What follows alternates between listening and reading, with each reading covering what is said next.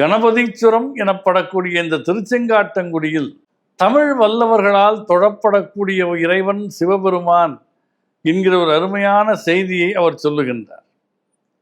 அந்தமும் ஆதியும் நான்முகனும் அரவணையானும் அறிவறிய மந்திர வேதங்கள் ஓதும் நாவர் என்று சிவபெருமானை சிறப்பித்து சொல்லுகிறார். சிவபெருமானுடைய திருநாவு மந்திர வேதங்களை அருளிய திருநாவு. அதனால்தான் அவரை தெய்வ சேக்கிழாரும் தூமறை பாடும் வாயார் என்று சிறப்பித்து சொல்லுகின்றார். அப்படி திருமறைகளை ஓதக்கூடிய நாவராக விளங்கக்கூடியவர் நம்முடைய சிவபெருமான். அந்த பெருமான் அந்தம் அறியாதவர், அவருக்கு ஆதியும் கிடையாது, அவரை நான்முகனும் அறியவில்லை, திருமாலும் அறியவில்லை.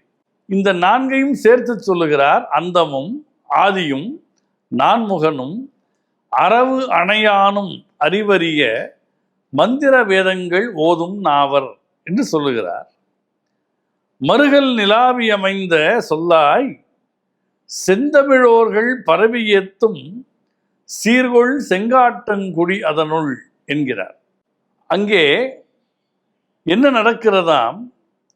நல்ல கந்தம் மணக்கிறது, அகில் புகை மணக்கிறது. பெருமானை தூபமிட்டு வழிபடக்கூடியவர்கள் அவர்கள் தமிழிலே வல்லவர்களாக இருக்கிறார்கள். செந்தமிழோர்கள் பரவி ஏத்துகிறார்கள். எப்படி வணங்குகிறார்கள்? கந்தம் அகில் புகையே கமழும் கணபதீச்சுரம் காமுறவே. நம்மால் விரும்பப்படக்கூடிய திருத்தலமாக கணபதீச்சுரம் விளங்குகிறது.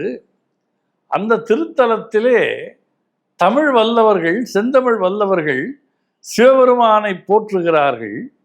சிவபெருமான் வேத மறைகளை ஓதக்கூடிய திருநாவு படைத்தவராக விளங்குகிறார் என்று தமிழும் வடமொழியும் சைவர்களுடைய பார்வையில் ஒன்று என்று நிலைநாட்டும் விதமாக திருஞான சம்பந்தப் பெருமான் அருளி செய்கிறார்.